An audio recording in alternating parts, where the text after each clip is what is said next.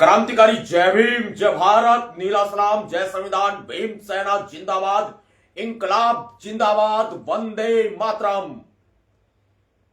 सभी भारतवासियों को, देश के भीतर भी और देश के बाहर भी जितने भी भारतवासी हैं उन सभी को स्वतंत्रता दिवस, इंडिपेंडेंस डे की हार्दिक बधाई और शुभकामनाएं। इस दुखी मन के साथ, क्या हमारा भारत देश आज भी आजाद है?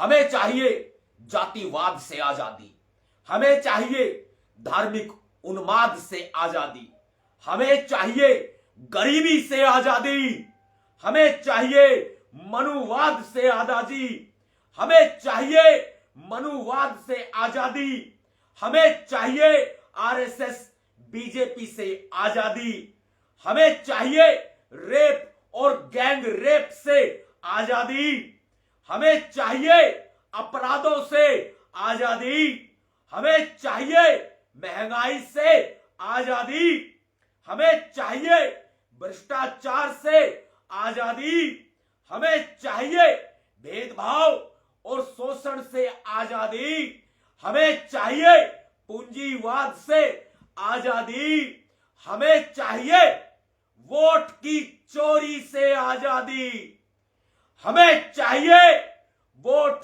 चोरों से आजादी, हमें चाहिए ईवीएम में घपले से आजादी, हमें चाहिए ईवीएम से आजादी, हमें चाहिए ये बीजेपी से आजादी, हमें चाहिए आरएसएस से आजादी। देख रहे हैं तमाशा, आंखें फाड़कर देखते रहो। देशवासियों, तुम लुट रहे हो, तुम पिट रहे हो, उसके बावजूद भी तुम तमाशा देख रहे हो। तुम्हारी ये नामर्दानगी, तुम्हारी ये बुजदिली एक दिन इस देश को ले डूबेगी। आने वाली पीढ़ी तुम्हें बुजदिल कहेगी और नामर्द कहेगी। ये उन लोगों के लिए है जो अपने बीवी के पल्लू में छिपे बैठे हैं, जो अपना मां का आंचल ओढ़ के जो राज दुलारे बने बैठे हैं। ये उनके लिए है जो सुबह अपने काम पर जाते हैं और रोटी खाते हैं, उसके बाद डकार निकालते हैं, चुपचाप अपने घर में पढ़ के सो जाते हैं। वो ऐसे भी लोग हैं जो चुनाव के दिन वोट देने ही नहीं जाते। वो ऐसे भी लोग हैं जो बीजेपी और कांग्रेस जैसी पार्टियों के बहकावे में आकर अपना वोट खराब करते हैं, राष्ट्र के प्रति अपनी जिम्मेदारी नहीं निभाते हैं। मर्द और सूरमा तो मेरे देश के वो लोग हैं जो गरीब हैं। मेरे देश के वो लोग मर्द और सूरमा हैं जो व्यापारी वर्ग के लोग हैं। मेरे देश के मर्द और सूरमा लोग वो लोग हैं जो मध्यम वर्गीय लोग हैं, जिन्हें देश की फिक्र है, जो रात दिन देश की चिंता करते हैं, जो रात दिन देश को आगे बढ़ते हुए देखना चाहते हैं। चाहे वो किसी भी जाति से हैं, वो किसी भी धर्म से है, वो सामान्य वर्ग के हैं, वो दलित वर्ग के हैं, वो एससी हैं, एसटी हैं, ओबीसी हैं, वो सच्चे देशवासी हैं, सच्चे राष्ट्रभक्त हैं, सच्चे देशभक्त हैं। बीजेपी के लोगों के गले में ही नहीं कोई तमगा लटकता देशभक्ति का, राष्ट्र जुनून का तमगा बीजेपी के लोगों के गले में नहीं लटकता है। आज भी मासूम बच्चियों के रेप होते हैं, गैंग रेप होते हैं, महिलाएं सुरक्षित नहीं है, चोरी, लूट, डकैती सरेआम हो रही है और इस भारत देश को ऐसा लगता है जैसे गैंगस्टर लोग चला रहे हैं। गोदी मीडिया गैंगस्टरों की, बीजेपी की वाहवाही करने में मशगूल रहता है, वो गरीब की आवाज नहीं उठाता। मेरा सच्चा देशभक्त वो ठेले वाला है, वो रेहड़ी वाला है जो मजदूरी करता है, सिर पर बोझा ढोता है और कंधों पर बोझा लाद कर चलता है। मेरा देशवासी, सच्चा देशभक्त, सच्चा मर्द वह देशवासी है जो सुबह शाम मेहनत मजदूरी करके टैक्स के रूप में इस सरकार का पेट भरता है। इन नेताओं के घर चलता है, इन नेताओं की रोजी रोटी चलती है और उसके बावजूद भी सड़कों में, टेंडरों में, तमाम योजनाओं में भ्रष्टाचार खुलेआम चलता है। रेवेन्यू डिपार्टमेंट हो, पुलिस डिपार्टमेंट हो या अन्य कोई प्रशासनिक विभाग हो या कोई मंत्रालय हो, दबा के पैसे की, ब्लैक मनी की आवाजाही होती है। सब जानते हैं चुनाव में करोड़ों रुपया किस लिए फूंका जाता है। चुनाव आयोग आंखें फाड़ कर देखता है। माननीय सर्वोच्च न्यायालय की भी आंखें इसीलिए नहीं खुलती कि बाद में ये लोग कमाते हैं, वही जन सेवा के नाम पर, वही जनता की गाड़ी कमाई, खून पसीने की कमाई ये नेता डकार जाते हैं। ब्लैक मनी के रूप में इनके घर भरे पड़े हैं और ईडी, सीबीआई करती क्या है?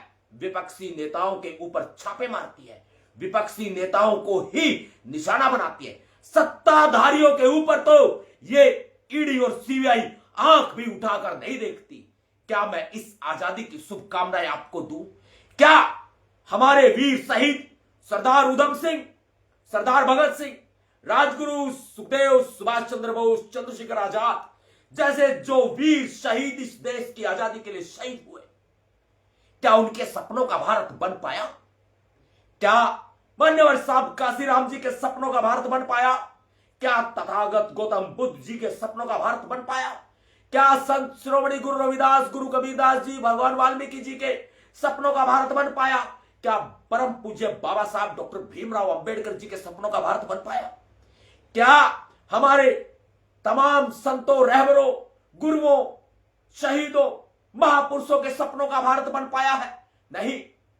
पहले तो कांग्रेस ने लूटा, अब बीजेपी लूट रही है। लूट कौन रहा है, पिट कौन रहा है? मैं और आप। राज कौन कर रहा है? ये स्वार्थी नेता। बर्बाद कौन हो रहा है? भारत की आम जनता। मजे कौन ले रहा है? संसद में बैठे हुए लोग मजे ले रहे हैं, विधानसभाओं में बैठे लोग मजे ले रहे हैं, पंचायतों में बैठे लोग मजे ले रहे हैं। मेहनत कौन कर रहा है? मजदूरी कौन कर रहा है? बुजदिल वो लोग हैं, नामर्द वो लोग हैं, मर्दानगी उनकी मर चुकी है, वो जिंदा नहीं है, वो मुर्दे के बराबर है, जो आवाज उठाना नहीं जानते। कहते हैं हमारी 100 मजबूरियां हैं, सरकारी नौकरी में है, बच्चों को पढ़ाना है, पालन पोषण करना है। अरे ये देश लंगड़ा हो चुका है। कब समझ में आएगी तुम्हें? तुम कब समझोगे? इस भारत देश को अच्छे नेता की जरूरत है। इस भारत देश को आप जैसे नेता की जरूरत है। आप आओ निखर के सामने। दूसरों के कंधों पर कभी बंदूक नहीं चलती। नवाब सतपाल तंवर के कंधे पर यदि आप बंदूक रख के चलाना चाहेंगे और आप ये कहेंगे नवाब सतपाल तंवर, आप सच्चे नेता हो सकते हैं। मुझे नेता बनने का शौक नहीं। मैं आपका भाई हूं, आपका बेटा हूं, आपका हमसफर हूं, आपका साथी हूं, आपका मित्र हूं। मुझे आपको नेता बनते हुए देखना है। मैं आपको नेता बनाना चाहता हूं। मैं आपके कंधों पर बागडोर देना चाहता हूं इस देश की, राज्यों की। मैं आपको विधायक, एमएलए, सांसद, मंत्री बनाना चाहता हूं।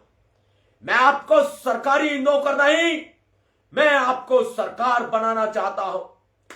यदि जिंदा हो तो एहसास कराओ अपने जिंदा होने का कि तुम जिंदा हो, कि तुम मुर्दा नहीं हो, मुर्दा कौम नहीं हो, तुम जिंदा हो।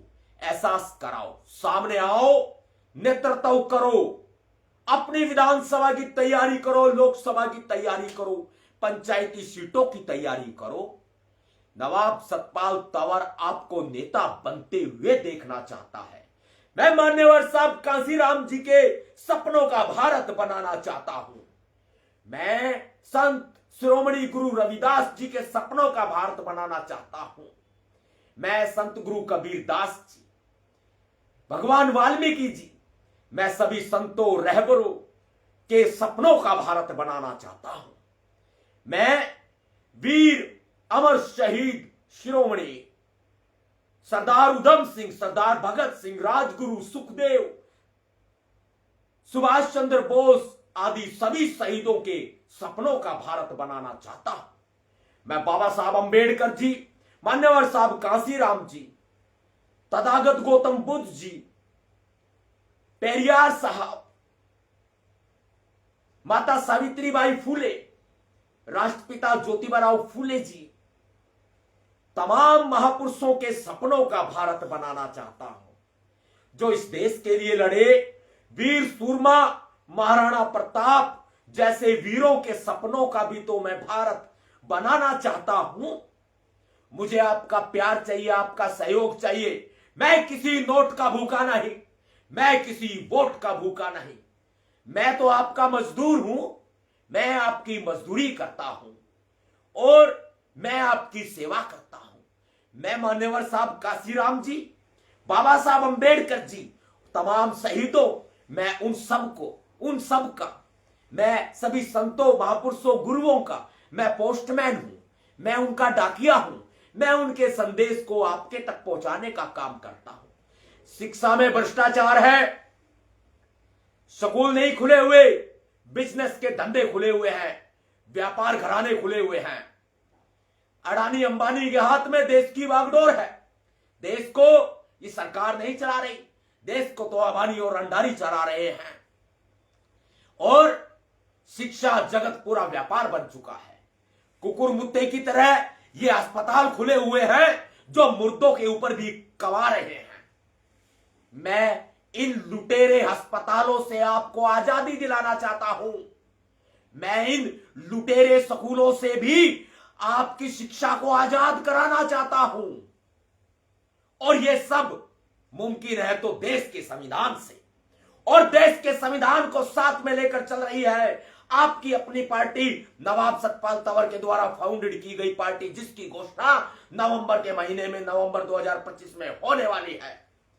हमने बहुत देखा, हर कोई लुटेरा निकला।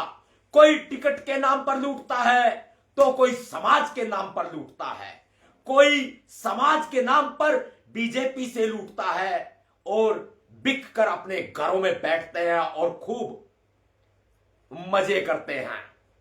उन लोगों से भी आजादी आपको दिलाने के लिए ये आया है आपका बेटा नवाब सतपाल तंवर। मैं किसी के बाप से नहीं डरता, ना मैं मुकदमों से डरता, ना मैं झगड़ों से डरता। ये बीजेपी लगातार मुझे साजिशें रचकर रास्ते से हटाने का प्रयास करती रहती है, लेकिन मैं लड़ा था, लड़ा हूं और लड़ता रहूंगा। आपके हक और अधिकारों की आवाज बनता रहूंगा। मैं आपके संवैधानिक अधिकारों की रक्षा करता रहूंगा, चाहे मुझे मौत क्यों ना आ जाए। मैं हंसते हंसते फंदे पर भी झूल जाऊंगा, लेकिन मैं कभी पीछे नहीं हटूंगा। ये वो नवाब सतपाल तंवर है जो कभी बिका नहीं, कभी डरा नहीं, कभी झुका नहीं। कहने को तो बहुत लोग कहते हैं, लेकिन सबको पता है कि सब नोटों में खेलते हैं। एक नवाब सतपाल तंवर ऐसा व्यक्ति है जिसने प्यार कमाया है, पैसा नहीं कमाया, जिसने आपके दिलों में जगह बनाई है, जिसने कभी नोटों में अपनी जगह नहीं बनाई।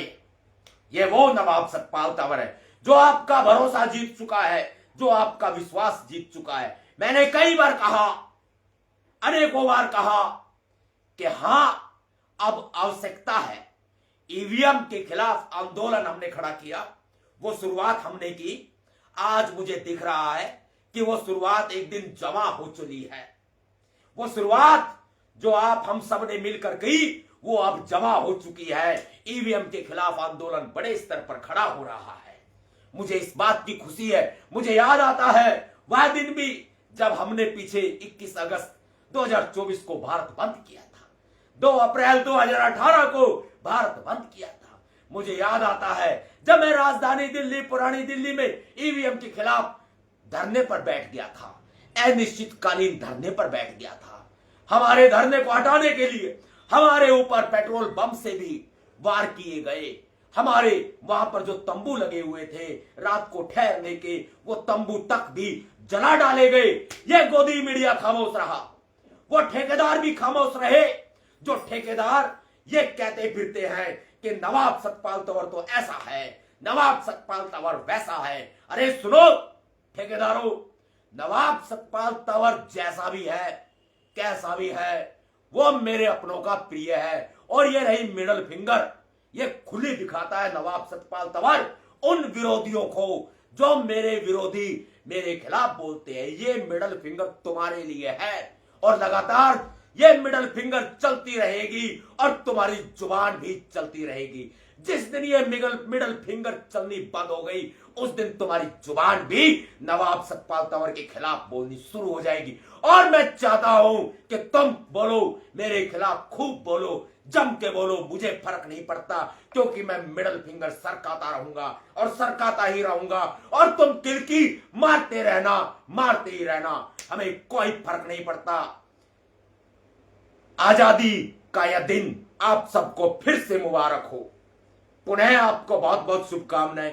जल्दी होगी मुलाकात एक नए सूर्योदय के साथ। नवाब सतपाल तंवर हमेशा आपके साथ, आपके पास बस अपना प्यार, प्रेम, सहयोग और सिर पर आशीर्वाद बनाए रखना। नवाब सतपाल तंवर और किसी चीज का भूखा नहीं है। क्रांतिकारी जय भीम, जय भारत, नीला सलाम, जय संविधान, बैंड सेना जिंदाबाद, वंदे मातरम, इंकलाब जिंदाबाद। के सर फरोसी की तमन्ना अब हमारे दिल में है और देखना है जोर कितना बाजुए का दिल में है। अरे दिखा देंगे तुझे आसमां, हम अभी से क्या बताएं क्या हमारे दिल में है।